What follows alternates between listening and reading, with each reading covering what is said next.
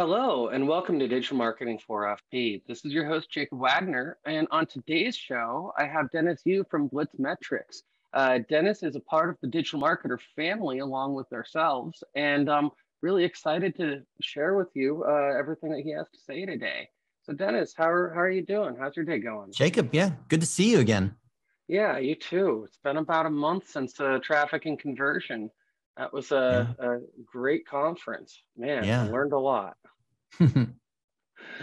Yeah. So could you tell the audience a little bit about, your agency and just some of the work that you do to help give folks some context? Yeah, I built analytics at Yahoo 20 some years ago. And after leaving Yahoo, my goal is to create 1 million jobs because mentorship's important to me. And there's nothing better than helping out, could be young adults or service professionals, understand digital marketing so they can get more business. School system's not what it used to be. So being able to partner with folks like Digital Marketer, Social Media Examiner, Instagram, TikTok, these other guys, I think is filling a key gap where business owners need to get to digital, which includes a lot of the social channels they can't. But there's a huge opportunity for folks like you and the young adults to be able to bridge that gap, to be able to help certified financial planners produce short little videos and drive real leads and see how that impacts their SEO, ranks their Google My Business, their website, all that. And I would like nothing more than to partner with folks like you and help make that happen in every single vertical. Well, I'm excited that we're here today, and folks, I'm excited. I hope you're excited for what Dennis has to share. So, Dennis, you mentioned videos. Something I've really enjoyed that you've shared in the DM circles is about this 3x3 video concept. Hmm. Could you just share a little bit about that with the audience and how does that work? We know that in building relationships, getting new clients, it's often through word of mouth, your expertise, referrals, sometimes ads, sometimes, good digital marketing like through you. And if you break out those components that drive new clients, you can separate them into know, like, and trust. Mm-hmm. Because people are not going to just, the first time they hear about you, just sign up. So it takes multiple touches, just like in a relationship. When you go on a first date and you kiss and eventually get married, you have a baby, there's different stages in building relationships. But for some reason in digital marketing, a lot of people seem to skip those phases, even though we are aware of them in the real world.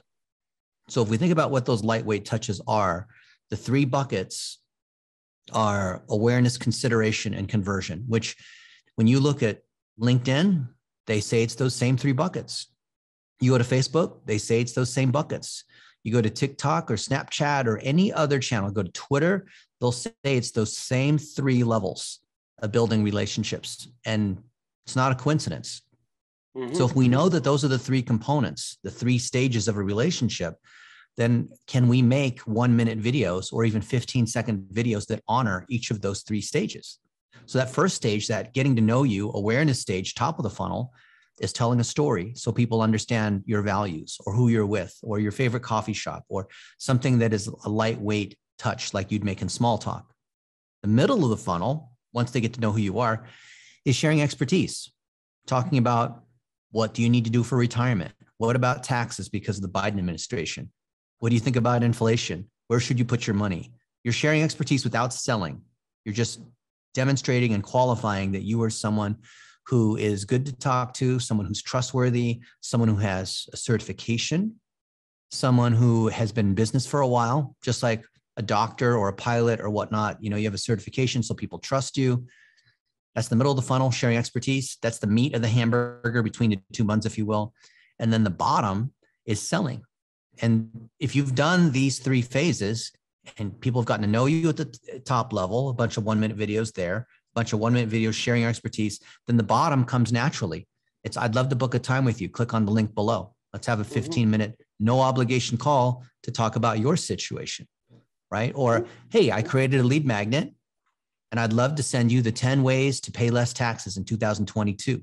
Just put in your email, right? Whatever it might be, or come visit my website or, buy my course or whatever the conversion item is. So if you make 3 why videos, 3 how videos, and 3 what videos, that's the 3x3. It's the ultimate tic-tac-toe, if you will. And it works most effectively in lead gen. where we are selling a product based on services that there are potentially hundreds of other people that do what appears to be the same thing, but people are making choices because of expertise, reputation, word of mouth, that kind of thing. So how do you get these videos out there, and where are the best places for folks to find, to make sure to, get the most out of their effort? You make them on your phone. If you have an iPhone, it's automatically uploading to iCloud if you pay the $9.99 a month or whatever it is.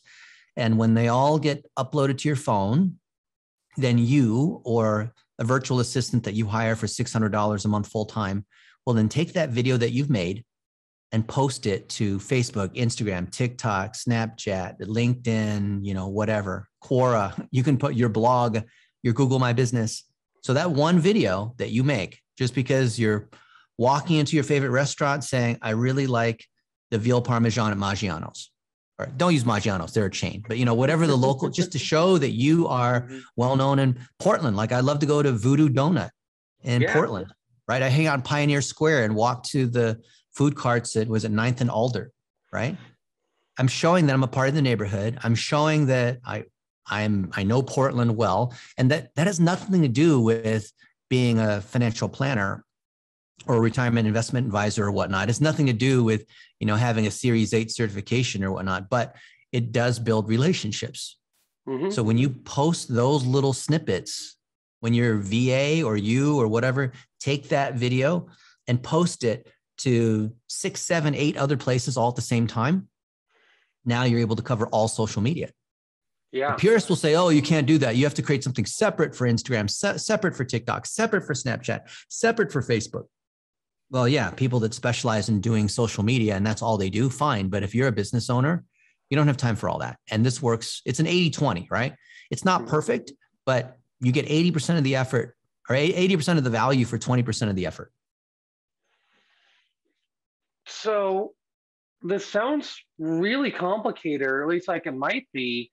And I also know that it's also really simple. And so just, want to bring that up for the audience, that basically what Dennis is talking about here is you record 1 to 3 videos, and then in keeping the focuses that he's talking about. And then as you break apart, like basically you can use that video in total, or you can break it up into different pieces and then share it on all these networks. And Dennis, do you think that the networks are punishing you for reusing these videos? Because I know that's something I've heard sometimes. Now, some people will say there's a duplicate content penalty. I mean, there is an issue where if you take a YouTube video, which is typically landscape and is longer form, right? A YouTube video might be 15 minutes, it might be an hour, and you try to take that landscape video and make it vertical, that's a 15-second story, or cut out snippets of that YouTube video and turn it into a TikTok. It might not work as well, but it's not because TikTok is penalizing you. It's because it might not resonate as well in that network. So it ultimately goes back to your ability to communicate clearly and share your story, to show that you have authority because of who you're working with, to give good tips and advice that people find valuable. That's really the main thing. It's not on aspect ratio or what kind of software you're using. That's the thing that professional digital marketers would have you believe, because they have an incentive to make things look confusing. But the main tool you're using is your mouth, and it's sharing knowledge. And if you're not sure what kinds of videos to make, think about the most common advice that you give. Maybe you're reacting to the news and what's going on in the market, maybe in your local town. It doesn't have to do anything with financial advice, because you're trying to first establish that you're a good person to work with. So literally 15 to 16-second videos about anything, you can get a whole month's worth of content done in 10 minutes. Exactly. And that's part of why I think this strategy is so powerful. We've tested this thousands of times. It's not difficult. This works for anyone. It could be insurance brokers and real estate agents, financial planners, anyone who is a professional. We've done it for hundreds of chiropractors.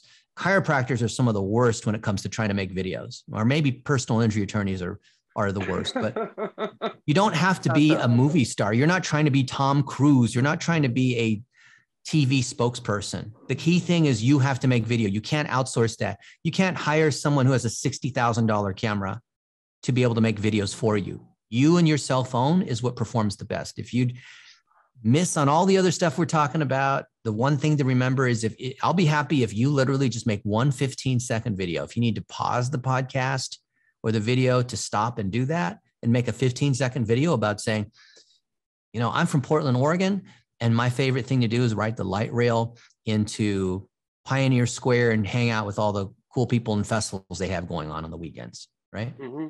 Okay, cool. That's 15 seconds. I'm Dennis Yu. I'm a certified financial planner. I'd love to work with you, right? That's it. It's 15 seconds.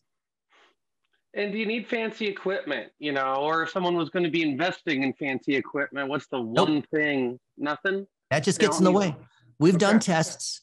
I have a friend of mine who sold $3 billion of real estate, top seller of real estate in Dallas. And he made stuff with a very fancy camera that shoots in 6K, all the best equipment. This guy's got a lot of money. So of course he hired the very best who brought the very best equipment.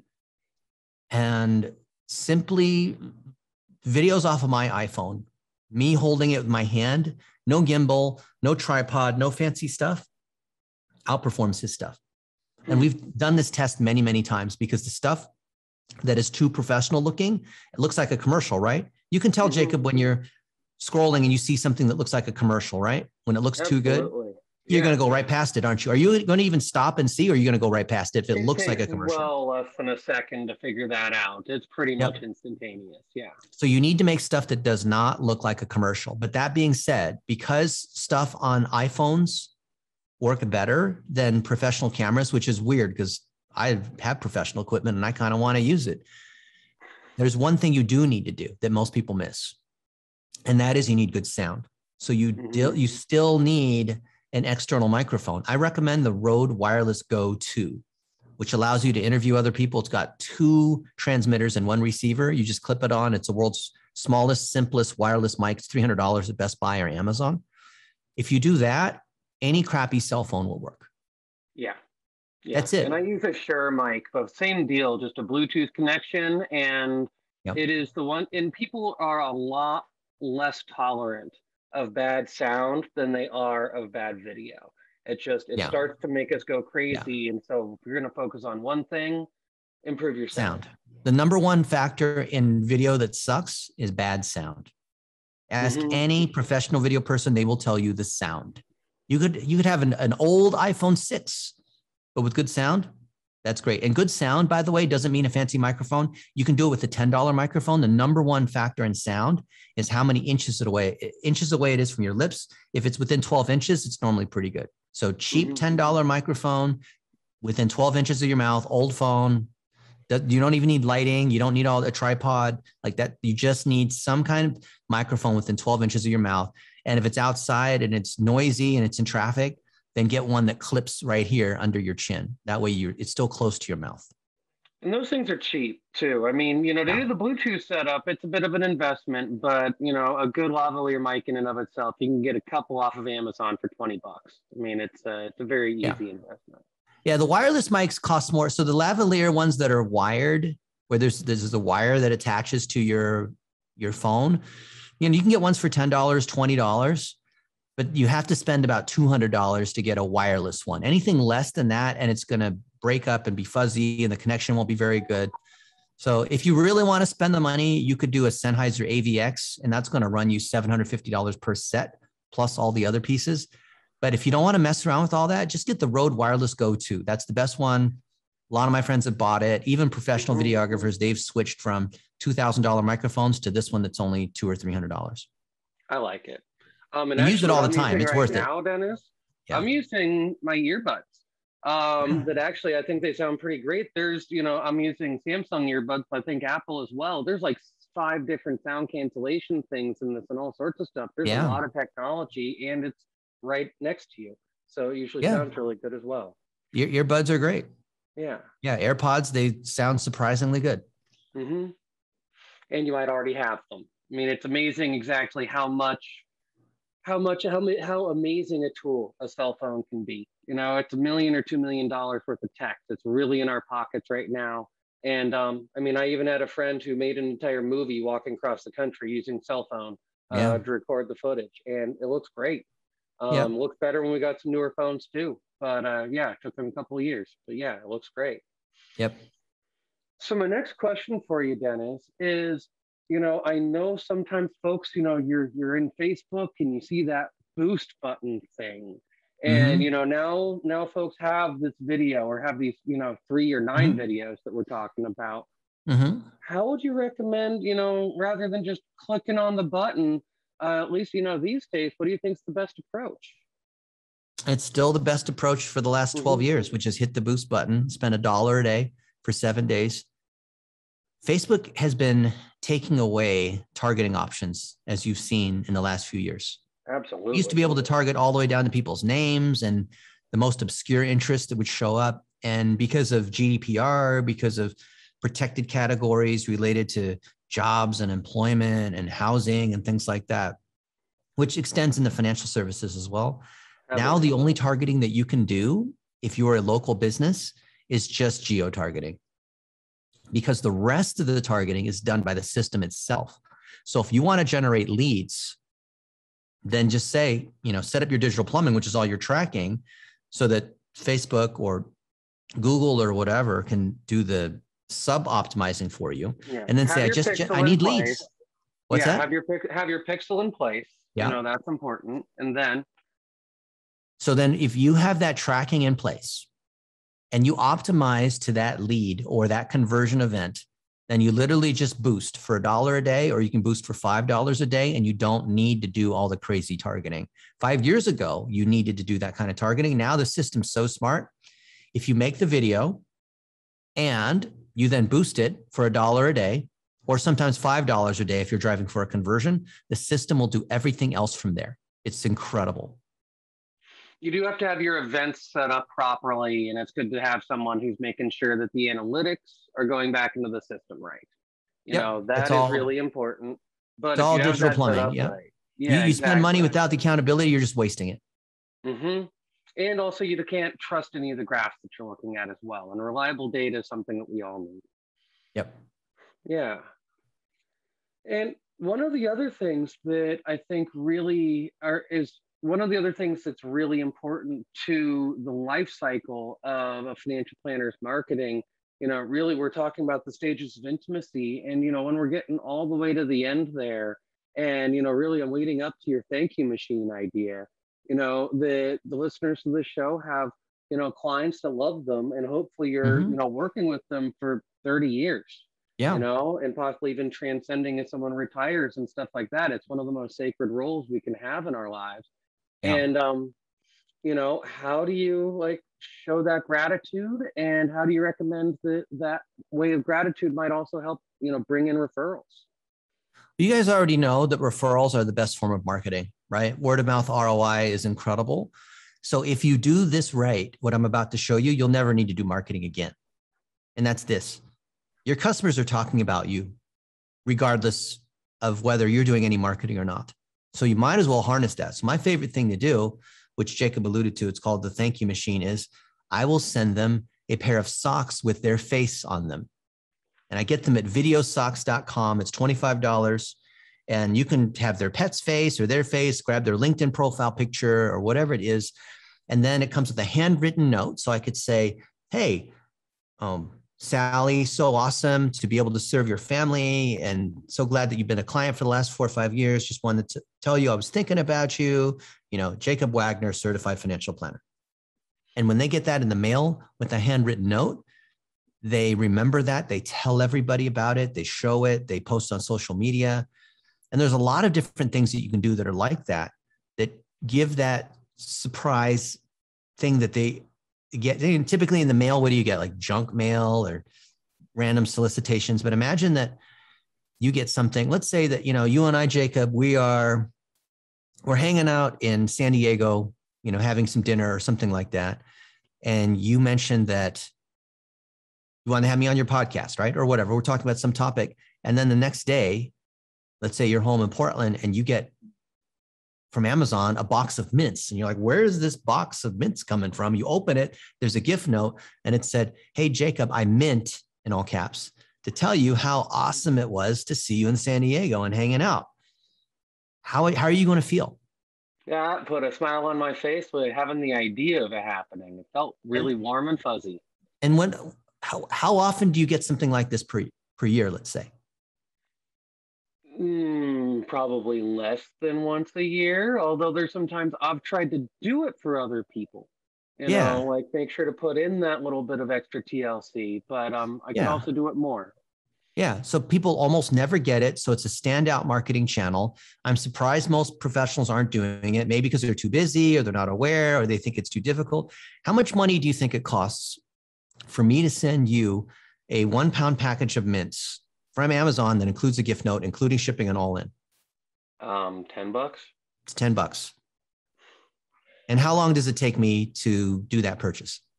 5 minutes at most, and even less if you have it saved because it's the 5th time you've done it. We have a list of all of our favorite items that we like to send out. It takes 2 minutes. Why? I select the item, I put in their mailing address, I write in my little gift note, hit enter, and it's done. I don't have to go to the store. I don't have to do Christmas wrapping because, I suck when it comes to trying to wrap Christmas and birthday presents and things. It's already done. You can pay an extra $4.49 and Amazon will put it in a gift box or wrap it for you.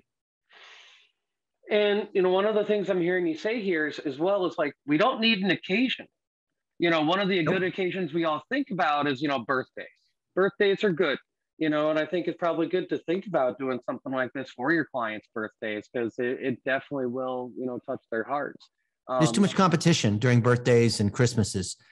Okay. So I'd rather, because I had my birthday 2 weeks ago. You know how many birthday thank yous and whatnot I got? I had like 700 of them, right? I can't reply to all of them. It's just crazy. But if out of the blue, and plus if they do it on a birthday and it's like, yeah, it's my birthday. But if they do it just on some random day and it says, hey, Jacob, I just wanted to let you know, I appreciate your friendship. Thank you. That means so much more. It's a unique time. That's something I really like about what you're sharing. Because the thing is it's exactly what you're saying. Even just like, I'll take a social media detox day on my birthday, even though I know there's all sorts of folks going over there and saying thank you, because just you want to enjoy your life, and I don't want to spend my birthday replying. And even though I love the folks who are giving me, gratitude, and I think that's great, it's also about how do you stick out? How do you get so there's that, unique memory?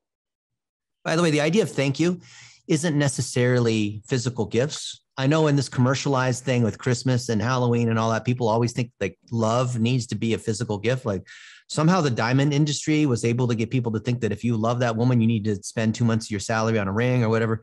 It's the key point here is to show that micro moment that you care and to personalize it. So if you spend more than $10 or $20, it actually backfires. Here's the easiest thing that you can do. This is most powerful. Most people don't do this.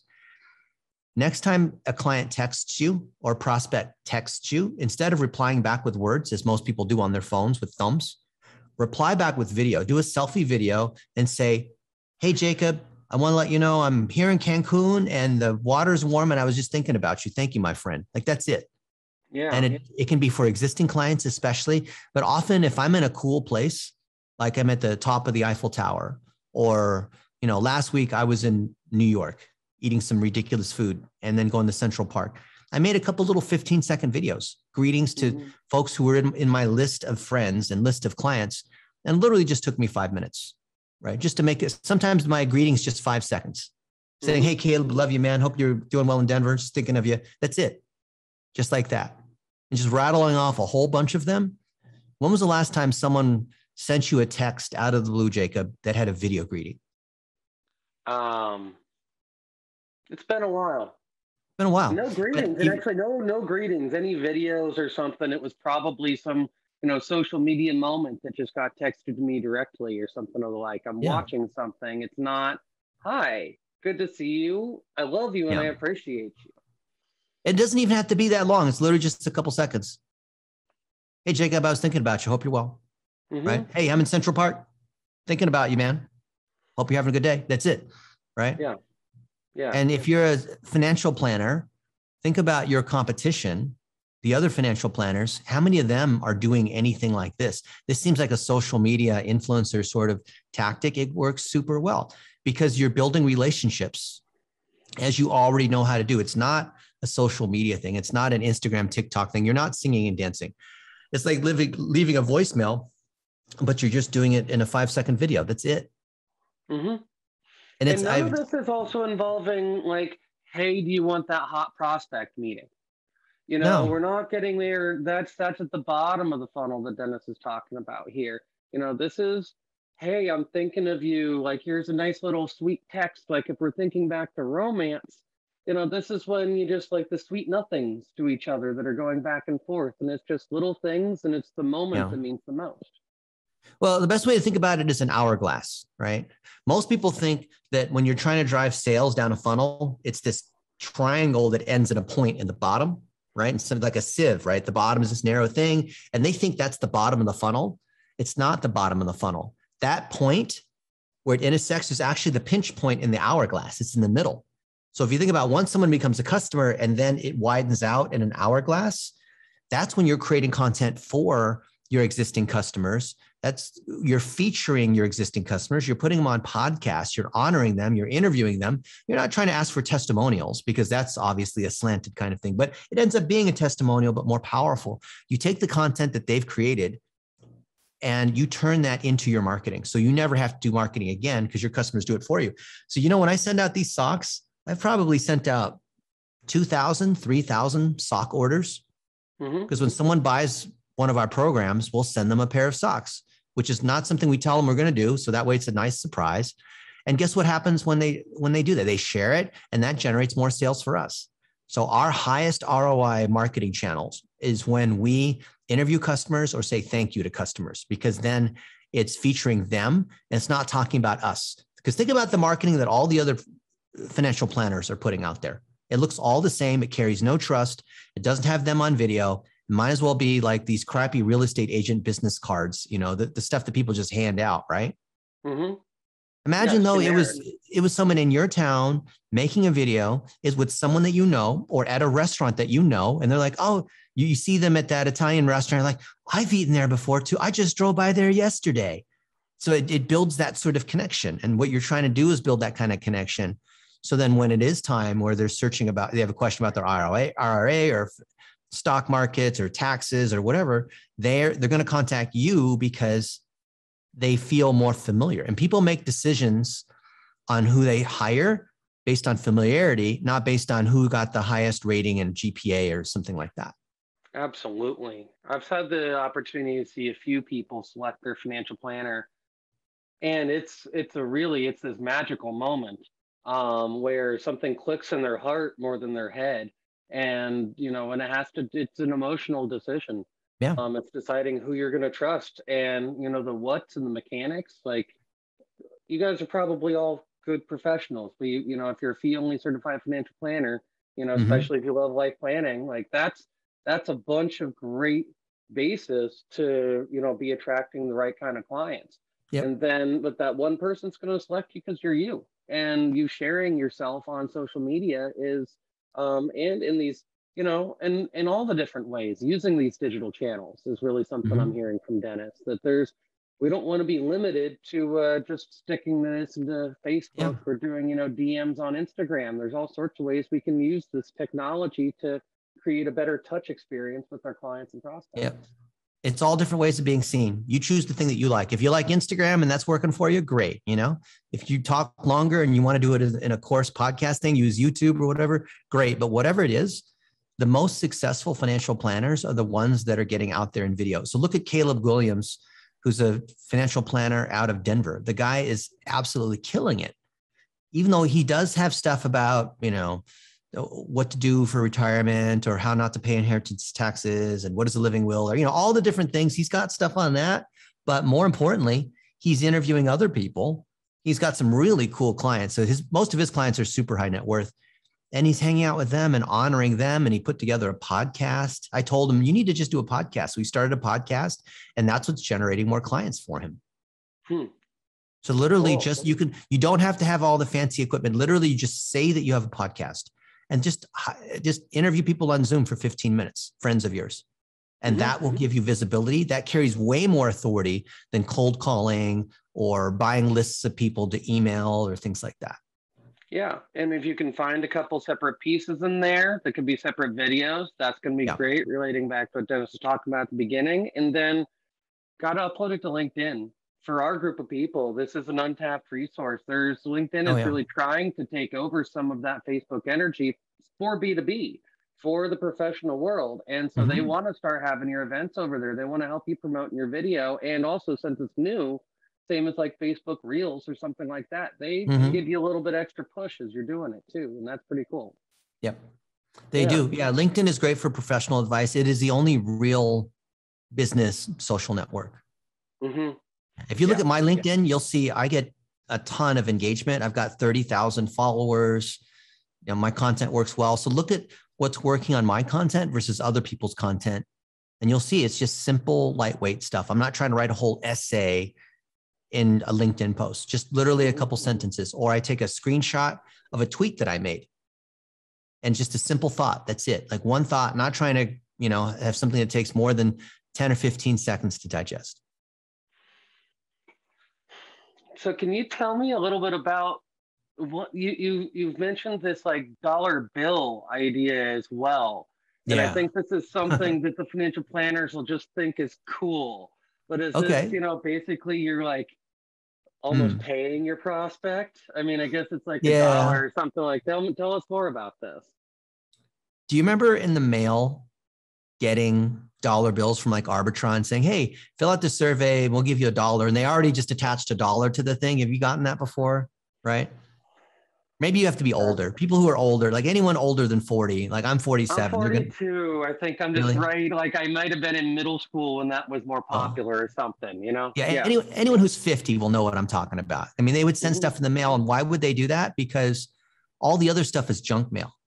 So if you got a thing that had real money in it, you're like, oh, well, I'm not going to throw this away. There's actually a dollar bill attached to it. And they've done tests, these survey companies, where they'll put a dollar bill on it versus they'll put $5 or $10. And you would think like, well, if you want someone to fill out a survey, don't you think that if you put a $5 or a $10 bill, they'd be more likely to complete the survey than a dollar bill? It's still one piece of paper. Well, the higher the dollar amount is, the more they feel like they're getting bought, right? So it actually Okay. works in decreasing. So when you send them something like money, people naturally are not going to throw away money. Hmm. So what we've done, and this kind of happened by accident 12 years ago. I thought, well, wouldn't it be fun if we could take my friend Julian Music, who's the co-founder of SEO Moz. So she's well known in the world of internet marketing. And we printed her face as if, in the green and white of a George Washington. And we print it out on sticker paper, cut out the little circle, and stick her face over the circle of George Washington on a real dollar bill. And now all of a sudden we have these jillion dollars. Wouldn't that be awesome? And then she could hand out jillion dollars as her business card. So instead of, because you go to a conference and people give you a business card, and by the end of the show, you got like the stack of business cards. You don't remember which one's what, and you throw them away in the hotel room, right? That's what happens because there's no face of them. Like when you see like so-and-so as they're on their business card, it doesn't have their face. So you don't know, you don't remember what you talked about. And then just, at the end of a conference, you don't really remember. I mean, maybe you do, but most people, they don't remember, right? They talk to so many people. So the way to stand out, we found, and I did this at several conferences, was I would take 10 or 15 people that I wanted to meet, and I would get my team of VAs to be able to print out these dollar bills with their face on them. I get crisp $1 bills from the bank.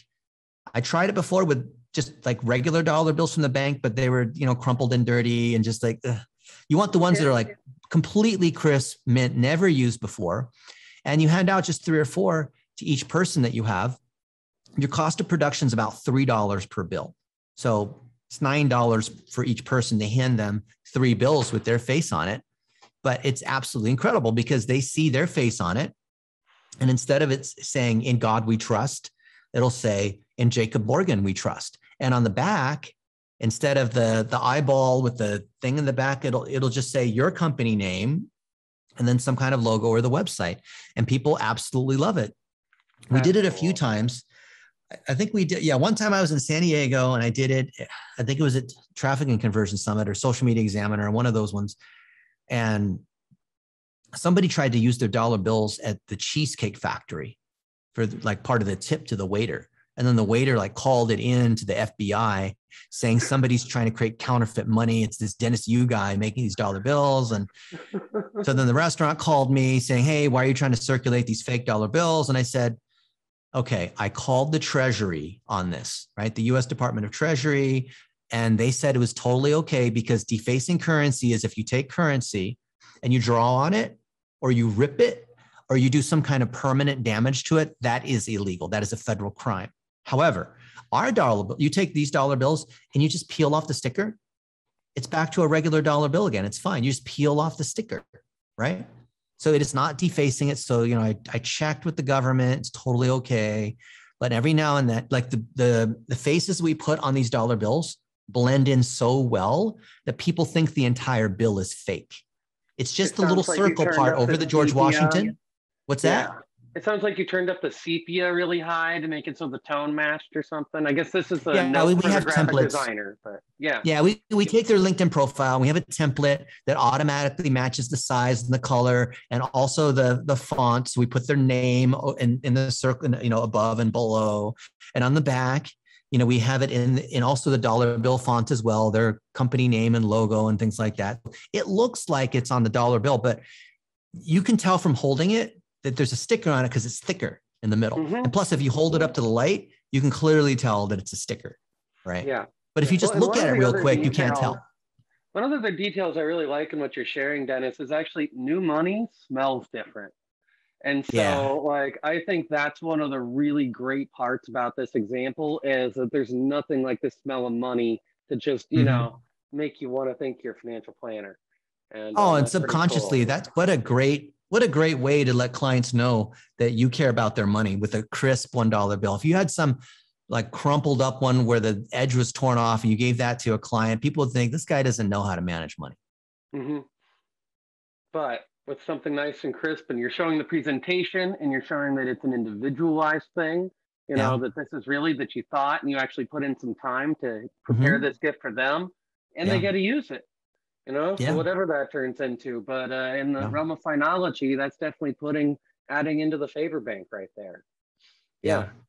Very cool. Yeah, it works super well. It's a little arts and crafts. You can get it done on Fiverr. Someone else has to cut out the different pieces and put the bill on it. And then you can mail it to them or you can meet them in person. It is a little extra effort. It's more effort than Amazon Prime or the socks. But I've done this thousands of times as well. It works super well. Clients have hired us over just that. I bet. Exactly. That's at least check out whether we're competent or not, right? Don't hire us just because you got a clever gift from us, right?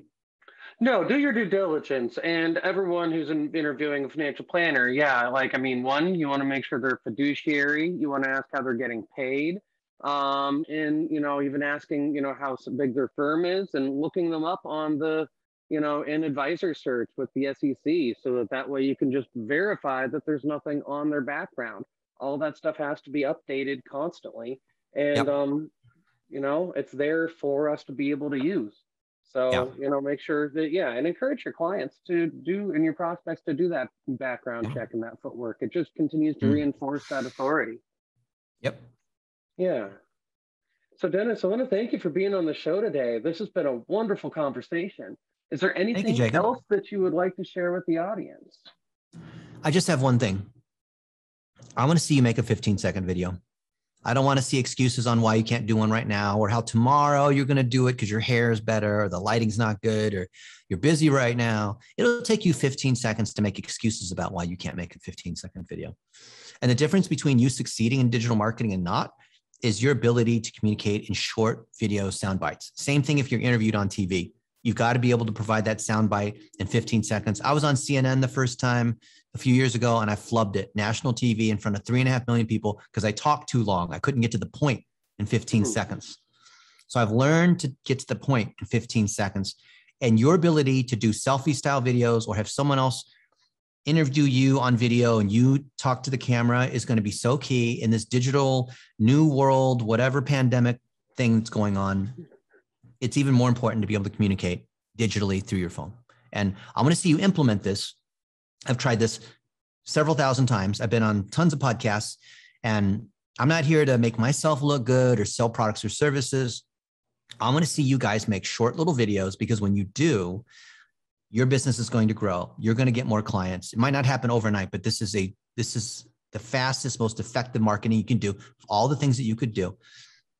I'm going to highlight your stories. So if you do a Google search on me or a YouTube search on me, or go to your favorite network, LinkedIn, whatever, do a search on me, look at how many hundreds and thousands of videos there are of people that have made their videos and have talked about what the result is of making their videos. Most of them have never paid us a dime, and that's fine with me, but that's my one request.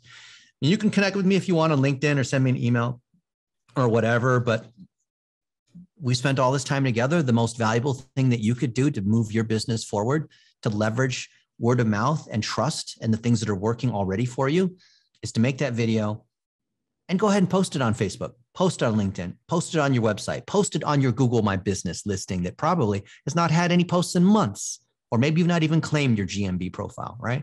But just get that out there and you're going to beat all the other financial planners out there. Just do that one thing. And with that, folks, Dennis, thank you so much for being on the show. Folks, thank you for listening to this episode of the 4FP podcast. And make sure to share, like, and subscribe. And I'll see you on the next episode of Digital Marketing 4FP. Take care and have a great day.